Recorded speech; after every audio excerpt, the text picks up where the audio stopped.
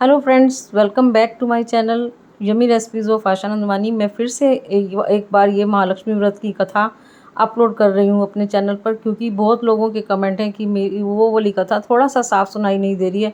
वो मुल्तानी लैंग्वेज में है, इसलिए आपको थोड़ा डिफ़िकल्ट हो रही है सुनने में। मैं तो थोड़ा ईजी लैंग्वेज में और थोड़ा मैं उससे डिफरेंट एक और आपको थोड़ी सी डिफरेंट है वो कथा सुनाती हूँ। वो भी हमारी पंडितानी बोलती है। तो आज मैंने सोचा कि जब मैं अपलोड कर रही हूँ तो उसे ही अपलोड कर दूँ। तो चलिए हम इसे शुरू करते हैं। बाकी ट्रेडिशन आप अपने हिसाब से, अपने परिवार के हिसाब से कर लें। तो बोलिए जय महालक्ष्मी माता की जय। एक बार राजा मंगलसेन था। वह शिकार खेलने वन को गया। उसने रास्ते में देखा कुछ औरतें पीला धागा बांध रही हैं और घोड़े की पूजा कर रही हैं। तो अपना घोड़ा रोककर उन्हें पूछता है कि ये तुम लोग क्या कर रही हो। तब वो बोलती हैं कि हम महालक्ष्मी के व्रत की पूजा कर रही हैं, पीला धागा बांध रहे हैं और ये घोड़े की पूजा कर रहे हैं। इससे संतान की प्राप्ति होती है, धन पुत्र वैभव सब सुख समृद्धि सब कुछ, इससे हर मनोकामना पूरी होती है। तो राजा बोलता है तो ये धागा तुम मुझे भी दे दो और घोड़ा भी दे दो। क्योंकि मेरी भी कोई संतान नहीं है, मैं अपनी रानी को बोलूँगा ये व्रत करेंगी। तो वो बोलती हैं, धागा देती हैं और घोड़ा देती हैं और बोलती हैं जाकर रानी को बोलना कि इसे उल्टे हाथ में, मतलब खब्बे हाथ में बांध ले तो और पूजा करे।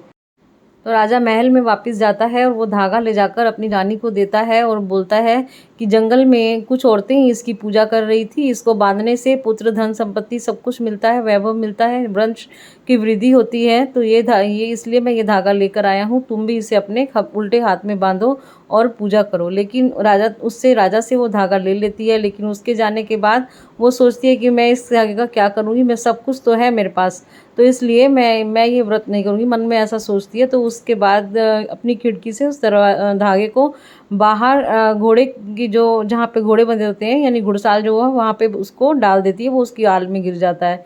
तो उसके बाद अगले दिन जब नौकरानी घुड़साल में सफाई करने जाती है तो वो देखती है कि उसके आल में वो घोड़ा और धागा गिरा हुआ होता है। तो वो सोचती है कि तो महालक्ष्मी व्रत का धागा है, ये अब इसका अपमान किसने किया। तो वो उसको उठा लेती है और चूमकर अपने हाथ में बांध लेती है और घर जाकर उसे घोड़े को भी रख देती है, पूजा करती है। महालक्ष्मी की कृपा से उसके पास धन धान्य की समृद्धि से भरपूर हो जाती है और पुत्र संतान की भी प्राप्ति होती है। और इधर राजा को सपन आता है कि तुम्हारी जो रानी है, तुम उसे देश निकाला दे दो, नहीं तो तुम्हारा सब कुछ मैं राट पाट सब कुछ नष्ट कर दूंगी। तो उसे सपन आते हैं। सुबह उठते ही वो अपनी रानी को जंगल में छोड़ आता है। वो भटकती रहती है जंगल में। जब भटकती है तो उसे थोड़ी दूर पर एक कुटिया दिखाई देती है। वो कुटिया में चली जाती है, लेकिन कुटिया में उसे कोई दिखाई नहीं देता है। तो वो अंदर से दरवाज़ा बंद कर लेती है और बैठ जाती है। जब शाम को वो एक कुटिया साधु की कुटिया होती है। वो जब साधु शाम को अपना भिक्षा मांग कर आता है तो वो देखता है कि अंदर तो कोई है। तो वो आवाज़ लगाकर पूछता है कि अंदर कौन है।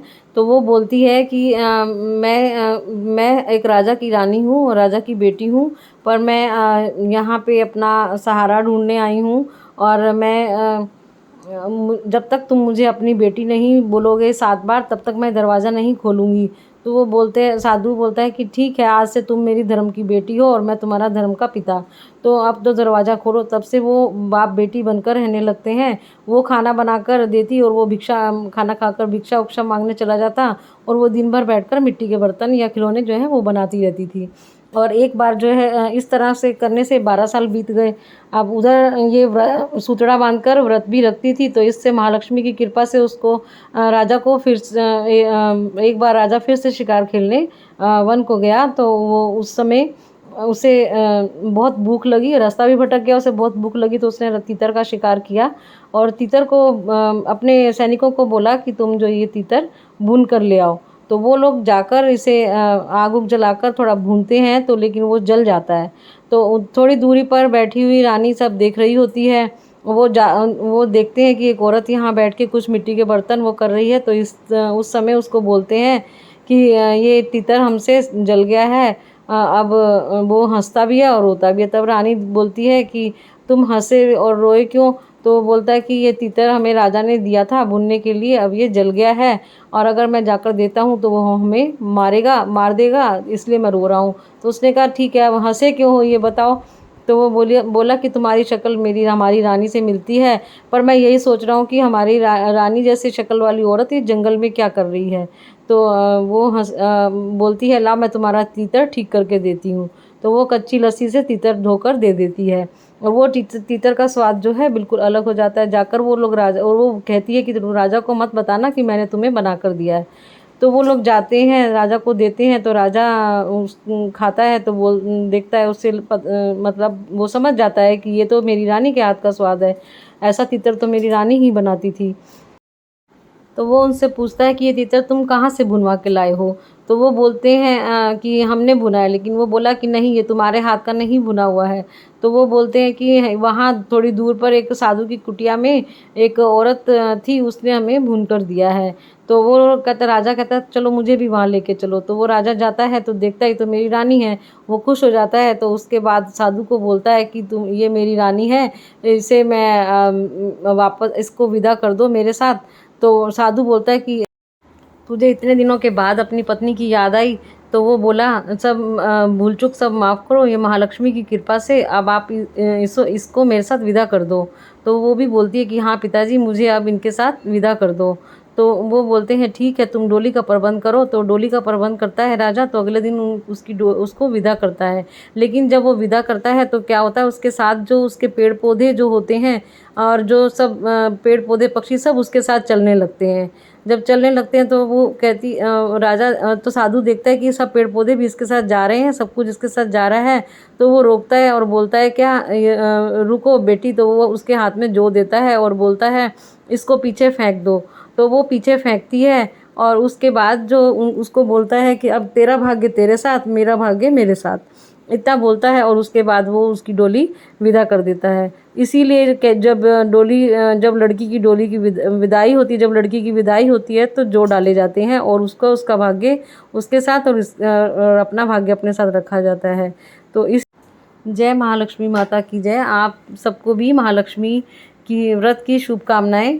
और इसके बाद अगर आप बेरी पर अगर आटा लगाते हैं तो वो कैसे लगाया जाता है, छोटे छोटे पहले तो आटा मला जाता है पीले रंग का, उसमें आप हल्दी डालकर आटा मल लें, उसकी छोटी छोटी गोलियां बना लें, आटा टाइट ही मलें। और उसके बाद उस पर एक एक चने का दाना रखें। 16 गोलियां बनानी है और 16 ही हमें उस पर चने रखने हैं, एक एक करके। और उसके बाद उसको बेरी के पेड़ पर जाकर लगाना है। और अगर बेड़ी का पेड़ नहीं हो तो कहते हैं अमरूद के पेड़ पर भी लगा सकते हैं, और वहाँ लगा सकते हैं जहाँ जिस पेड़ पर फूल लगे। तो आप उसको लगाएं और उसके साथ साथ ये बोलें, बेरिए नी बेरिए पत्तर घनेरिए, तेनू पत्तियां दी छां सानू पुत्तरां दी छां। Thank you for watching friends.